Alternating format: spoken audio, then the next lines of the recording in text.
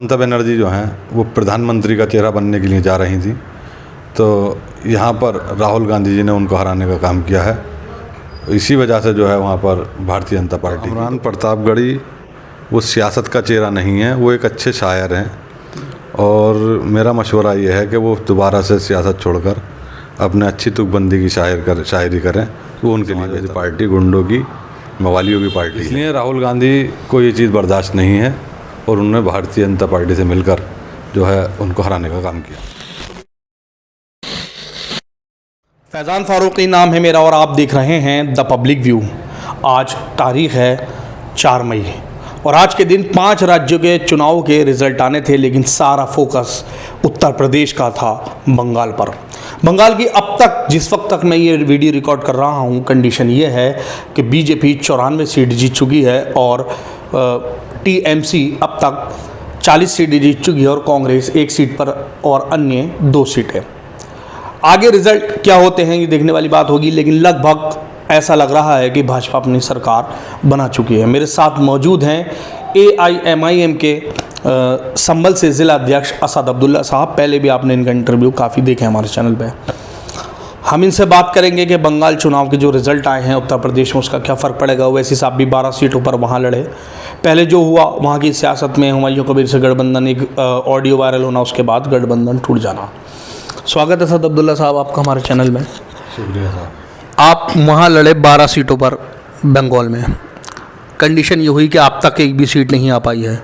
वहाँ भी आपने बीजेपी को जिताने का काम किया। 12 सीटों पे तो कर ही दिया लगभग, तो उत्तर प्रदेश में फिर से ये काम करेंगे आप? देखिए, बंगाल का जो सवाल है, 12 सीटों पर मजलिस इत्तेहादुल मुस्लिमीन चुनाव लड़ी, लेकिन मायूस कुन नतीजे हैं वहाँ पर जो भारतीय जनता पार्टी अपनी सरकार बनाने के लिए जा रही है। लेकिन भारतीय जनता पार्टी की सरकार बनाने के लिए जो काम राहुल गांधी ने किया है वो जग जाहिर है। राहुल गांधी कांग्रेस पार्टी वहाँ पर 290 प्लस सीट पर चुनाव लड़ी और नतीजे आए कि उसे अपनी जो है 1 या 2 सीट उनको मिल रही है वहाँ पर। तो राहुल गांधी वहाँ पर बी टीम साबित हुए हैं, एक वोट कटवा साबित हुए हैं। कहीं ना कहीं ये आज पूरा हिंदुस्तान देख रहा है कि राहुल गांधी पूरी तरह विफल हुए हैं और भारतीय जनता पार्टी की पूरी मदद वहाँ पर उन्होंने की है 294 सीटें पर लड़कर। लेकिन आज मुसलमान को लोकतंत्र में 75 सालों से वोट डालने की मशीन बना दिया गया है। कभी इसको जो है जनसंघ को हराना है, कभी शिवसेना को हराना है, कभी भारतीय जनता पार्टी को हराना है। सिर्फ इसी नाम पर मुसलमान वोट डालने की मशीन बन चुका है। बंगाल के अंदर 38% मुसलमान हैं और उसमें से 90 प्लस जो है टीएमसी को उसने वोट किया, लेकिन टीएमसी वहाँ पर जो है अपनी सरकार बचा नहीं पाई, भारतीय जनता पार्टी की सरकार बनी। आसाम का जहाँ तक सवाल है, तो आसाम के अंदर 35% जो है मुस्लिम है। वहाँ भी जो है भारतीय जनता पार्टी को हराने के लिए 90 से ज़्यादा मुसलमानों ने जो है दूसरी पार्टी को, कांग्रेस को वोट किया, लेकिन वहाँ पर भी जो है भारतीय जनता पार्टी की सरकार बनी। पिछला चुनाव 2021 का जो है उत्तर प्रदेश का आप देखिए तो उत्तर प्रदेश में 22% मुसलमान है, जिसमें 85% मुसलमान ने जो है समाजवादी पार्टी को वोट किया, लेकिन फिर भी भारतीय जनता पार्टी की सरकार बनी। तो मुसलमान को अब यहाँ सोचना चाहिए और ज़रूर सोचेंगे कि हम सब मिलकर मुसलमान 90% जो है भारतीय जनता पार्टी को हराने के लिए वोट करते हैं, लेकिन भारतीय जनता पार्टी फिर भी नहीं हारती। तो बहरहाल मायूस कुन नतीजे हैं। मजलिस इत्तेहादुल मुस्लिमीन वहाँ चुनाव लड़ी और लड़ेगी, और उत्तर प्रदेश में भी जो है पूरी निर्णायक भूमिका के साथ चुनाव लड़ेगी, पूरी दमदारी के साथ चुनाव लड़ेगी। हमारे जो सूबे के सदर हैं जनाब शौकत अली साहब, वो हर ज़िले में बूथ स्तर से जो है उन्होंने संगठन खड़ा करने का काम कर रहे हैं। पूरी मेहनत, दयानतदारी और ईमानदारी के साथ वो पूरे सूबे के अंदर कर रहे हैं। तो मैं समझता हूँ कि अब मुसलमान को होश के नाखून लेने होंगे कि हम पूरी ताकत के साथ जो है भारतीय जनता पार्टी को हराने का काम करते हैं। लेकिन भारतीय जनता पार्टी फिर भी नहीं हारती। तो जमहूरियत में सबसे बड़ी ताकत जो है वो अपने वोट की है। अब मौका ये है कि अपने वोट से जो है अपनी लड़ाई लड़ी जाएगी। हमारे साथ जो नाइंसाफ़ियाँ होती हैं, जो हमारे साथ जो जुल्म ज़्यादतियाँ होती हैं, तो अब हम अपने वोट से अपनी लड़ाई लड़ें। और उत्तर प्रदेश के अंदर 100 सीटें ऐसी हैं कि जहाँ पर मुसलमान जो है अगर चाहे तो एक तरफा वोट करे तो 100 MLA बनाकर जो है यहाँ पर मुसलमान 100 MLA के लगभग सुबह 10-11 बजे तक बन सकते हैं। तो अब ज़रूरत इस बात की है कि हम अपनी पार्टी को मजबूत करें, अपना वोट अपनी पार्टी को करें। और जहाँ तक बंगाल का सवाल है, तो ये ममता बनर्जी जो हैं वो प्रधानमंत्री का चेहरा बनने के लिए जा रही थी। तो यहाँ पर राहुल गांधी जी ने उनको हराने का काम किया है। इसी वजह से जो है वहाँ पर भारतीय जनता पार्टी की तो बहुत बड़ा आरोप लगा रहे हैं आप, बिल्कुल सीधा सीधा। कांग्रेस और भाजपा दरिया के दो किनारे जो आप अपने लिए बोलते हैं। देखिए, आप ये देखिए कि 294 सीटों पर लड़ना और सिर्फ वहाँ 2 सीटें जीतना क्या मकसद है। अगर उन्होंने भारतीय जनता पार्टी को हराना था तो चुनिंदा सीटों पर उन्हें चुनाव लड़ना था, लेकिन वो जानते थे कहीं ना कहीं तीसरी बार चौथी बार ही मुख्यमंत्री ममता बनर्जी बनती हैं। तो ममता बनर्जी ने इशारा दे दिया था कि हम अगला निशाना हमारा दिल्ली है। इसलिए राहुल गांधी को ये चीज़ बर्दाश्त नहीं है और उन्होंने भारतीय जनता पार्टी से मिलकर जो है उनको हराने का काम किया। तो भाई वो भी तो मुस्तकबिल में सबकी अपनी अपनी पार्टी है, वो मुस्तकबिल में खुद बनना चाहते हैं ना प्रधानमंत्री। तो आरोप हम पे क्यों लगाए जाते हैं कि आप 12 सीटें लड़े, 10 लड़े? तो हमें हक नहीं है लड़ने का? क्या हम राजनीतिक दल नहीं? लेकिन आपकी पार्टी के कुछ ऐसे होते हैं, भाषण ऐसे होते हैं जो एक तरफा कर देते हैं मामला। देखिए, बैरिस्टर असदुद्दीन ओवैसी साहब जो हैं दलितों की, कमज़ोरों की, मुसलमान की, पिछड़ों की पुरजोर तरीके से लड़ाई लड़ते हैं और लड़ते रहेंगे। नतीजे कुछ भी आए, इससे मायूस होने की बात नहीं है। आज नहीं तो कल इंशाल्लाह जो है हमारी पार्टी मजबूत होगी और मुसलमानों की, दलितों की, कमज़ोरों की, शोषित वंचितों की जो है एक जमात बनकर उभरेगी। बहरहाल सियासत में ये सब कुछ होता रहता। अच्छा, उत्तर प्रदेश की क्या तैयारी है? जैसे अब कांग्रेस तो पूरा दमखम लगाएगी, जाहिर सी बात है। इमरान प्रतापगढ़ी जैसा एक मुस्लिम बड़ा चेहरा उनके पास है, जो आपके पास इतना बड़ा चेहरा नहीं है। वो दमखम लगाते हैं, पार्टी में मेहनत करते हैं, तो कहीं ना कहीं तो आपको नुकसान होगा उनसे। नुकसान क्या पूरी तरह से डोमिनेट करते हैं? आसाम के अंदर गौरव गोगोई, राहुल गांधी, इमरान प्रतापगढ़ी तीनों ने पूरी ताकत लगाई कि बदरुद्दीन अजमल साहब को जो है हम रोकें। लेकिन अल्लाह का शुक्र है कि बदरुद्दीन अजमल साहब अपार मतों से वहाँ जीते हैं और गोगोई ने अपनी सीट वहाँ पर खो दी है।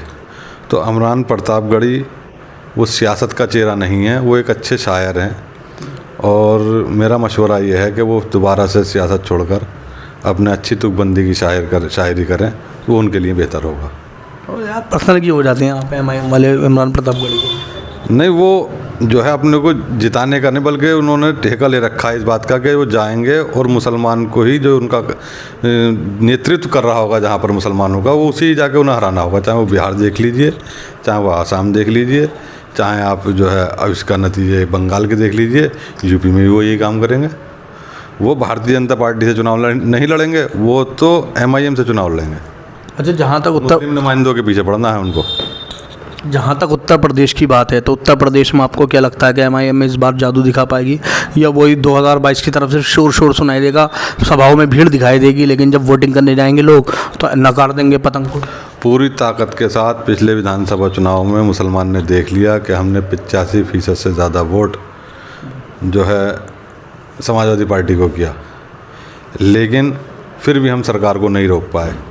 और समाजवादी पार्टी का चेहरा आज जग जाहिर है, सब देख रहे हैं कि अभी अभी जो है मोदी जी ने पार्लियामेंट में बैठकर ये कहा था कि अखिलेश जी हमारे अच्छे दोस्त हैं और ये हमारी मदद करते रहते हैं।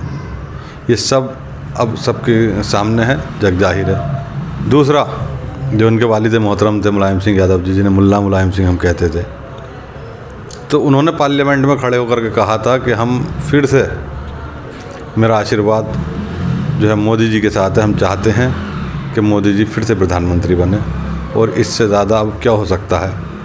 मुसलमान पूरी तरह समझ चुका है इन लोगों को। तो मेरा मानना ये है कि अब 2027 के चुनाव में मजलिस इत्तेहादुल मुस्लिमीन जो है एक अच्छी भूमिका निभाएगी और एक बड़ी पार्टी बनकर उत्तर प्रदेश से उभरेगी। आप स्तर पे, ज़मीनी स्तर पे क्या मेहनत कर रहे हैं? बात यह है ना, खाली भड़काऊ बयानों से तो काम नहीं चलेगा ना, ज़मीनी स्तर पे भी तो मेहनत करनी पड़ेगी। ये थोड़ी कि जज्बाती कर दो कौम को और वोट ले जाओ। सूबे के जो हमारे सदर हैं जनाब शौकत अली साहब, हाजी शौकत अली साहब, वो बराबर समीक्षाएं कर रहे हैं और अभी उन्होंने यहाँ पर पूरे मंडल की समीक्षा यहाँ की थी हटवा के अंदर जो है आगे। वो हर एक ज़िला अध्यक्ष से लेके जो नगर अध्यक्ष हैं, महानगर अध्यक्ष हैं, उनको बूथ बूथ पे जाने के लिए उन्होंने जो है कहा है। और यहाँ ख़ासकर पश्चिम में जो है मजलिस इत्तेहादुल मुस्लिमीन के जितने भी कार्यकर्ता हैं, जो पार्टी के पदाधिकारी हैं, वो बूथ बूथ पर जाकर जो है अपनी मेहनत कर रहे हैं और मजलिस इत्तेहादुल मुस्लिमीन को मजबूत करने का काम वो कर रहे हैं। क्या असद साहब, आपको उम्मीद है कि कोई बड़ी पार्टी आपसे गठबंधन के लिए आगे आएगी, या आप किसी के पास जाएंगे तो वो आपका गठबंधन कबूल करेंगे? देखिए, ये फ़ैसला तो बैरिस्टर असदुद्दीन ओवैसी साहब या शौकत अली साहब करेंगे, लेकिन जहाँ तक मेरा मानना है तो बिहार में भी पेशकश की गई थी गठबंधन के लिए, उन्होंने नहीं किया और उसका नुकसान उन्हें उठाना पड़ा। उत्तर प्रदेश के अंदर भी हमारे सदर, सूबे के जो सदर हैं, बार बार कह रहे हैं इस चीज़ को। अगर उन्होंने नहीं किया तो हमें किसी के घाटे और किसी के फ़ायदे से मतलब नहीं है। हमें अपनी जमात को मजबूत करना है, अपनी पार्टी को मजबूत करना है। फिर भी असद साहब, मान लीजिए कि MIM पार्टी नहीं है, आप किस नेता को, MIM के अलावा किस नेता को आप मानते हैं उत्तर प्रदेश में कि नेता मजबूत है?